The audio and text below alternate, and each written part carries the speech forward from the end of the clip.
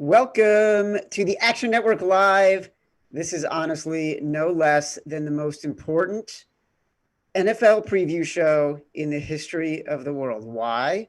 No heartfelt analysis, no hot air analysts saying something that means nothing. We are in the most exciting window that happens in sports. It is the hour or two before games kick off in the NFL. We are getting an NFL game tonight, the Chiefs and the Texans. And that is when all the bets are happening, when lineups are being made, when everybody is putting their money down, which is why we're bringing you picks. We're bringing you DFS action. We're bringing you fantasy lineups. We are bringing you news and information. We have Sean Corner. We have Chris Raybon. We have Katie Richcreek. We have Matthew Friedman. And with that news and information, I'm looking at him. He's pumped. I feel like he might break out in a song. Dan Ravel, tell us everything that's happening in the markets. You're checking. I'm pumped. You're checking with your bookmaking sources. Tell me everything that's happening right now. Well, I'll start with what I just got. A $100,000 bet placed at the Mirage on the Chiefs minus 9.5, which is following everything that we've seen. We're at minus 9.5 right now. Since 2002, when the game has been a standalone game in the NFL, this is now, if it kicks off at this, and it looks like it has, it's stabilized all day, this is now the greatest underdog the Houston Texans are since the standalone game was created in 2002, topping the Chiefs, who were an underdog against the Patriots in 2017 to open the season. But despite that, people, Chad, cannot get enough of the Chiefs as 9.5-point favorites. We're looking at some of the numbers here at PointsBet. 77% of the money on the spread is Chiefs 9.5. Even the money line, this is crazy. So minus 440 you're getting if you think the Chiefs are going to win straight up. 86% of the money. I mean, take a shot on the Texans. I mean, no one's even giving them a shot. I would say there's one thing that's intriguing to me on the total. The total has been over all day. 54.5 is the largest. It's gone between 52.5 and 54.5. BetMGM, who has a 54.5 number, actually told me that 29% of the bets are on the over, but 49 are on the under, but 49% of the money is on the under, indicating obviously there's some sharp action on the under. That hasn't got them to change the number off 54.5, which is still the largest out there. The biggest bet on the total that we've seen is at William Hill, $12,000 on the under. And now to the big bets. South Point, Jimmy Vaccaro. Hold on. Okay. Take a breath, man. Like, A, I want to ask you the question, what are the big bets? B, the one thing that's really interesting, and we're going to dig deep in this as we get further along, is like the money coming in on the Chiefs, the bets coming in on the Chiefs, the interest level on the Chiefs. It's coming in from professionals too. And I know Raybon and Corner and Friedman, we're all going to talk about that. It's in defiance of every axiom, which is when you get % of the money and you got a huge favorite, you go walk the other way and you go on the Texans. Now, we're going to talk about that later. Give me the big bets and do it fast because I got to get to Katie Richcreek. Hold on. You just mentioned I spoke to Johnny Avello at DraftKings, and he said normally you fade the Super Bowl champ at the first week of the next season. That's like one of the rules. And if they don't lose, they at least don't cover the spread. Okay, let's go to the big bets. Jimmy Vaccaro, he's one of those guys that doesn't have to call anyone to take the big bet. There's no like, oh, we need an override. $100,000 on the Chiefs money line to win 22,000. We also have the big bet from the Mirage that came in 110,000 on minus 9.5 Chiefs at the Westgate. Minus 9.5, the biggest bet they've taken, 17,000 to win 15,500. And if there is, obviously these books need the Texans to cover and hopefully win for their liability's sake, just because of parlays and teasers and everything else. And finally, I'm going to leave you with the most lopsided prop. DraftKings says their most lopsided prop is Tyreek Hill as the leading receiver above over Will Fuller. 90% of the money is on Hill. All right, so Darren, we're going to have a constant camera on you because you're going to be working your phone, looking for action, looking for news, looking for information. You will have break-in privileges anytime there is something interesting going on. I'm sure Raybon, Corner, and Friedman are going to love that. Let's go to our NFL boss, Katie Rich Creek. One thing that the internet doesn't lie about is it tells you and it tells us exactly what you want. Katie is keeping track of all that right now. She knows exactly what you want the most based on what you are reading in the Action Network universe right now. Yep. Thanks, Chad. We've published a whole suite of stories since the beginning of the day, but since this morning, the interest has been super steady on Sean Corner, who is on this podcast or on this show, and his take on the spread and the total. So you'll hear more from him later. And to Darren's earlier point, people are super interested in the sharp action at this point. Now that we're getting closer to kickoff, we've seen an uptick in traffic to our sharp report, which details how sharps came in on the under this afternoon. Saw it drop from 55 to 53.5. That's now back up to 54.5, depending on the book. But yeah, our public betting data backs up what Darren had mentioned about BetMGM. 65% of bets are on the over, but 65% of the money is on the under. So we'll keep monitoring that throughout the night. You as well as Darren, you have break-in privileges. If something is dramatically changing on the site, I know you are going to be watching nonstop SMI out of the corner of my eye. You let us know, keep us posted. Do not have a fear. Guess what it's time for? It is time for picks. Everybody wants picks. That's all anybody wants. I got Raybon. I got Sean Corner, two of the smartest guys we have at the Action Network. We're going to talk all about the picks. Raybon, I'm going to you first. Light it up. Tell me what you're thinking about this game. Tell me what you're thinking about the sides first. I'm going with the Chiefs minus 9.5. I think that when you look at the Chiefs, they are the strongest team in the NFL, really. Patrick Mahomes really sets them apart. I have this power rated at 10.5. So I was glad to get, on the other side of the key number of 10. And you look at Andy Reid and Patrick Mahomes, that marriage has produced an 18-11 against the spread record as a favorite. You don't see things like quarterbacks and coaches cover as favorites on that level outside of maybe Brady and Belichick. And small sample trend of the week, Andy Reid is 5-2 in week ones with the Kansas City Chiefs against the spread. So a lot of factors beyond just the raw projection analytics kind of backing up the Kansas City Chiefs in this spot. I'm surprised you did not mention the fact that Andy Reid is coming off a bye.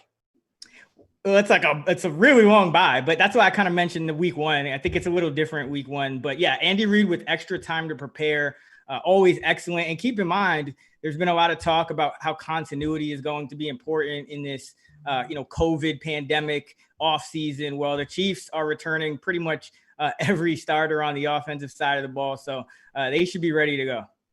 All right. So tell me what you're thinking for cash games. Tell me what you're thinking for GPP. I know you're focusing a lot on DFS and there's a lot of talent on the field tonight.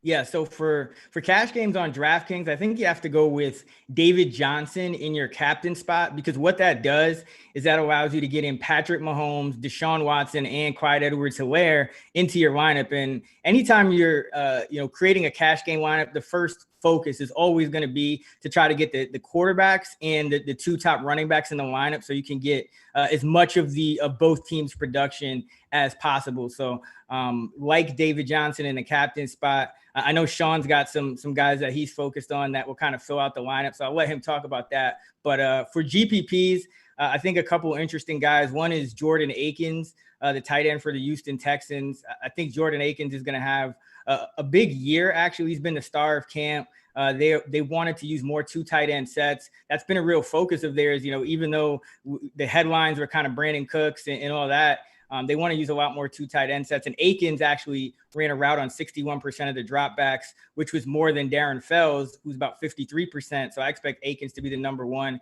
And then like the cheapest guy you can possibly play. Everyone always asks for this. And like this, keep in mind, this is like a 1 in, chance of like getting a touchdown or something, but $200, Nick Kaiser, active, had a big camp, should be the second tight end replacing Blake Bell from last year. Ricky Seals-Jones inactive. So Nick Kaiser's the guy at $200 if you're looking for the absolute cheapest guy that's going to get on the football field tonight. Bing, bing, bing, bing, bing. Oh, Darren's got an interruption. A guy has gone up to the counter at the Aria, a casino player, I'm told. He placed 3 $100,000 bets. Chiefs total under 53.5. That's an MGM book that's now at 53.5, so they might have dropped it down 1. And then 2 other ones, UAB total over 54.5. Obviously, they were listening to Colin Wilson, who likes the over there, and the Lakers total over 218.5. So we've had 3 $100,000 bets, but that's the first one that we've seen on the under. Chad, back to you. I got to say, Darren, that player sounds pretty sharp because we're going to talk about the total at some point in the show. Also, Raybon, you under-delivered on Nick Kaiser, because when we were putting together our script and our rundown earlier today, you threw Nick Kaiser in there as like, hey, here's a flyer. And then all of a sudden, 15 minutes before we go on the air, I believe Ricky Seals-Jones is inactive. So all of a sudden, Nick Kaiser, you're kind of looking like a genius and you were ahead of the game. Meanwhile, Sean Corner, I've heard one name all day today. If you live in sort of the Twitter space like I do, which is the fantasy gambling DFS Twitter space, the Twitter geekerati has been freaking out about Darren Fells, who, honest to God, I don't even think I had ever heard the name before today. And yet he is the bet everybody is making. Explain yourself with Darren Fells. Yeah, so leave it to the geekerati to celebrate the NFL season kicking off by betting on a touchdown-dependent blocking tight end. But here we are. But yeah, I think that the bet here is under 23.5 receiving yards. Some places have it, as low as 21.5. I still think there's some value there. I have a chart with the odds breakdown for that. But I have the under 23.5 hitting 65% of the time. And the reason for that is, Darren Fells is a blocking tight end. He went out for a route 44% of the time last season and stayed in the block 56% of the time. Whereas Jordan Akins is really the receiving tight end. He went out for route 61% of the time he was on the field. But they also have a third tight end now, and Kahali Waring. He was a third-round pick last year. He missed the entire season. He was on the IR due to concussion and hamstring injury. So, any snaps by him will cut into Fells and even Akins usage. I'm with Raybon. I think Akins will have a bigger role this year at the expense of Darren Fells. So there's a lot of factors going against Darren Fells. But also one of the things I looked into was when the Texans are leading, so games that they won, he averaged 3.7 targets, 2.8 receptions, and 28 yards. And in games they lost, he was averaging 2.2 targets, 1.2 receptions, and 12 yards. So he's not really part of their plan of a comeback mode type of offense. And that's, the Texans are plus 9.5 tonight. That's what we should expect. So I think Darren Fells has another hit to his projection in that. So I love the under 23.5 all the way down to, I have the median projecting at like 18.5. I would bet this down to about 19.5. Yeah. Real quick. Our real-time audience agrees, or is an extension of that Twitter conversation. They're flocking to Sean's breakdown of this prop online right now, which, by the way, you can still get the under 23.5 at DraftKings. Yeah, I believe it's minus 124 now. I would bet that down to like minus 160. So it's still good to go at minus 124. You know what? You guys all suck. You are taking the complete fun out of betting week 1 of the NFL season. Corner, you said it right. Like, leave it to like the Twitter geekerati to get so pumped up to bet an under on a no-name tight end who's known for blocking. All right, Raybon gave us his GPP. Give us your GPP. So I'm going to go over a GPP lineup that I like. I think it'll pretty much cover all the bases for this slate. But I have Tyreek Hill in the captain slot. He has one of the highest ceilings in the NFL. So a slate like this with a ton of talent, I like to get the highest ceiling possible in the captain slot. So I have him there. And then you got to pair him up with his quarterback. So I have Patrick Mahomes in there. And then, I have Deshaun Watson and Randall Cobb. I think they're a sneaky stack tonight. I think that the Chiefs might double team Will Fuller. Brandon Cooks was brought in to kind of be the other guy that's, vertical threat to stretch this offense a bit post DeAndre Hopkins, but he's dealing with a calf injury. So he's going to be pretty limited tonight. So I think Kenny Stills will mix in more. But ultimately, I think Randall Cobb was a really good low-key signing for them in the offseason. He's a great slot option, a guy that Deshaun Watson can lean on, maybe get rid of the ball quicker. One of the problems with Deshaun Watson is he likes to hold on to the ball and take sacks. I think Randall Cobb will be a critical part of him getting rid of the ball quick tonight. So I love that stack between Watson and Cobb. And then I threw in Jordan Akins tonight. I left $800 on the budget tonight because you can actually fit in Darren Fells, and I think most people will pivot to him, but I'm going with Akins tonight. Like I said, I think he's the main receiving tight end tonight. So he could sneak in for a touchdown tonight. So that's my stacks right there. And then I have Daryl Williams in there, who is the free square of the night at 1,800. I would love to have Clyde Edwards-Helaire in here tonight. I've been, touting him all off season, but he is supposed to be sort of ease into his rookie season here. So Daryl Williams should see 5 to 10 touches. If he scores a goal line touchdown tonight, which I think is possible, everybody that has Clyde Edwards-Helaire, this is sort of a leverage play off that. So I'm fading, in a sense, Travis Kelce because I think they could double team tonight. Mecole Hardman, who might not be the number 3 receiver tonight, we'll have to see, and Clyde Edwards-Helaire, who could be eased in. But it's tough to fade those guys. Like you said, there's a ton of talent in this game, so you have to pick and choose who you're going to fade. But those are the guys I'm fading. All right, so at this point, for those keeping track at home of the most important preview show in the history of the world that only talks about the stuff that anybody really cares about, we have mentioned Darren Fells and Clyde Edwards-Helaire more than we've mentioned Patrick Mahomes. Who says that we could not do this in prime time? That's all I have to say. Those are clearly smart editorial decisions. Corner, do you have a slate buster that you want to share with us? Yeah, so another guy that you're going to love talking about, but the guy that if he goes off tonight will ruin a ton of fantasy lineups in showdown slates is Demarcus Robinson. I think a lot of people, myself included, are assuming that Mecole Hardman will step into that number 3 receiver role tonight. But if Demarcus Robinson does have a prominent role tonight or finds the end zone, he's going to be very low owned, 5 to 10%. So if you want leverage against the field, again, I'm not recommending him as a play, but if you want leverage against the field where if something were to happen, it would ruin everyone's lineup, it would be Demarcus Robinson going off tonight. Chad, real quick on the fantasy front, for season-long players, people are coming to Sean for advice on their first start sit decisions of the year. He's got his week 1 tiers up on the homepage of our site right now and in the app. Very good plug and interruption there, Katie. I appreciate that. All right, we have reached a very urgent window. There's about 35 minutes left until kickoff. We got to get to one final thing. We're going to get to our perfect portfolio at the end. Matt Friedman, Sean Corner, Chris Raybon, they're all going to give us their perfect portfolio, how they're spending their money for the night. But before we get to that, Matthew Friedman, player prop genius. Break it down for us, brother. All right, so before we actually get into the 2 that I really want to talk about, there's one that I just saw pop up on DraftKings.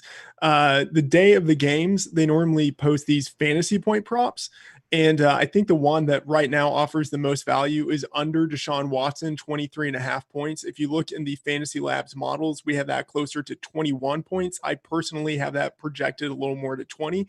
So the fantasy point props historically have been a little bit softer, even just a little more exploitable than the regular player props. So something to keep an eye on. Okay. The big prop that has me maybe most excited is Tyreek Hill over 70.5. And what is really great about this is the matchup that he has.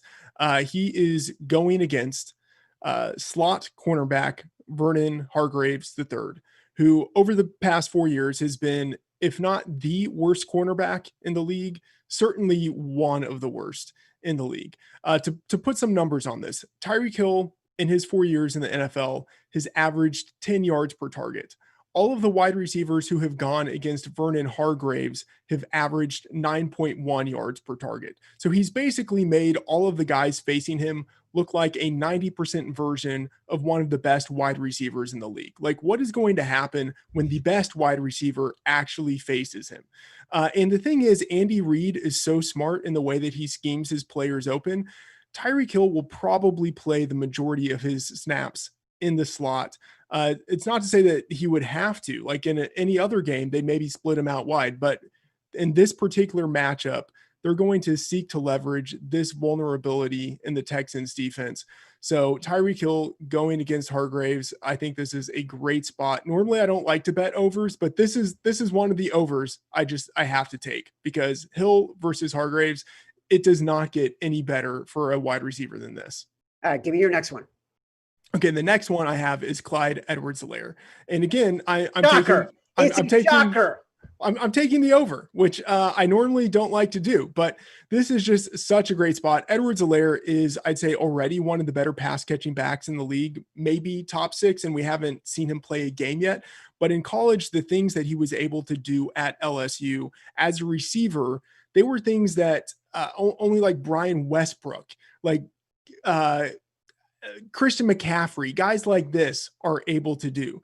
Being split out wide, playing in the slot, running wide receiver caliber routes out of the backfield.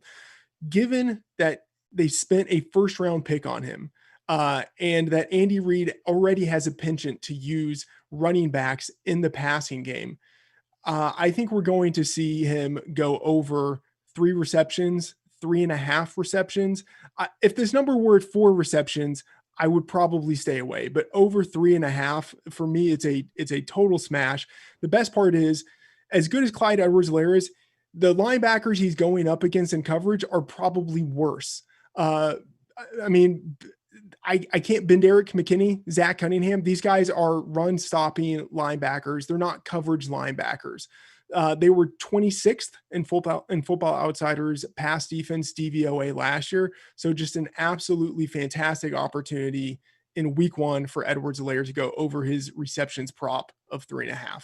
All right, Friedman, you did my favorite thing on the show so far, which is completely found like an urgent note to make about a new bet, a new market in the fantasy points bet you can make. And then you bookended it with possibly the stupidest thing that was said on the show, which was Clyde Edwards-Helaire being one of the best pass catching running backs in the NFL. He has not played a game. He has not played in the preseason. They barely even touched him in practice, yet he is already one of the best pass catching running backs in the NFL. It's accurate. That is Matthew Friedman to a T. Right there. That is a love and that is a hate. All right, listen, we got to get to our perfect portfolio right now. All right. Because that's what people want. They got about 25 minutes left to make their bets. So we're going to go into the perfect portfolio. We're going to start with Raybon. You're up first. Tell us how you're spending your money, how you're weighting it, what you want to do with it. Yeah, so obviously my biggest bet is the Chiefs 9.5. And then I'm with Sean on the Fells under 23.5 receiving yards. And I also supplemented that with Jordan Akins over 19.5 receiving yards. I have him actually projected for closer to 27. So I think that Akins and Fells are kind of going in opposite directions. I totally agree that Akins is going to be the guy if they're trailing. He's going to be out there. He's the more athletic guy. So those are my 3 main bets for tonight. All right, Corner, you're up next. Yeah, obviously, I'm all over the Fells. Once you're done betting on those unders, I'm going with Kansas City minus 9.5 tonight. I'm as squeamish as you, Chad, taking a huge favorite like this, especially with the reporting Darren has done with all the action on them. But, I laid out in my article that the Chiefs really didn't benefit from any luck last year. Typically, when you make or win the Super Bowl, you need a little bit of luck to get there. And they faced an uphill battle dealing with Patrick Mahomes missing 2 games, Tyreek Hill 4 games. So they're actually, it's scary to think they could actually be much better this year. So that's why I'm on them. Again, the Texans also benefit greatly from good luck last year to meet their 10-6 record. So that's why I'm on them in this matchup. I don't care if it seems like a fish play. And the other one is David Johnson to be the first touchdown scorer. I took it at 13-1 odds. I have this closer to 10-1. So I'd probably only bet it down to about 12-1. But, you know, the weakness of this Chiefs defense is their run D. So, you know, early in the game, the Texans should be able to move the ball. David Johnson is their goal line back. So I think if they do score first, I think David Johnson will be the guy scoring a touchdown. These odds are way too high. So I took him at 13-1. All right. Well, if it's a fish play, we're all swimming in the same ocean because I did it, because you and Raybon did it. Friedman, let's see if you can redeem yourself. Tell me your perfect portfolio. Talk mean about someone. You're good at that. Darren Fells sucks. Bet the under. Bet all the unders on Darren Fells. And one more, I should say, I wasn't really planning on taking a position on the cider total, but given some of the action that we saw and given that the under was available at 54.5 at BetMGM, I have taken a nibble on that. The 36-24-1 Arrowhead under in the Reed era is just a little too enticing for me to pass up. Very good. What about the rest of your portfolio? Oh, Chad, can I just get in? Am I allowed to get in? During the show, I saw that BetMGM was still at 54.5, and I took more than the nibble in my world. So I like it. Under. Freeman, you got anything else to add there? Yeah, a whole bunch of props. Check them out in the app. I mean, it's too many for me to run through. Just check them out in the app. All right. Everyone go check them out in the Action Network app. Freeman gave us plenty with Clyde Edwards-Helaire being the best pass catching running back in the NFL. Accurate. Darren Ravel. Who we need last? What's the latest in the market news that we need to know in the last few minutes before games kick off? There's just so much. Again, as I said before, there's so much money on the Chiefs, on the parlays, on everything, that every sports book needs the Texans to cover and in a great situation for them to win. All right, listen, this has been the Action Network Live. This is the most exciting window in all of sports, the moments before games kick off and bets are being placed, lineups are being made. That's why it's the most important preview show in the history of the world. Thanks for watching.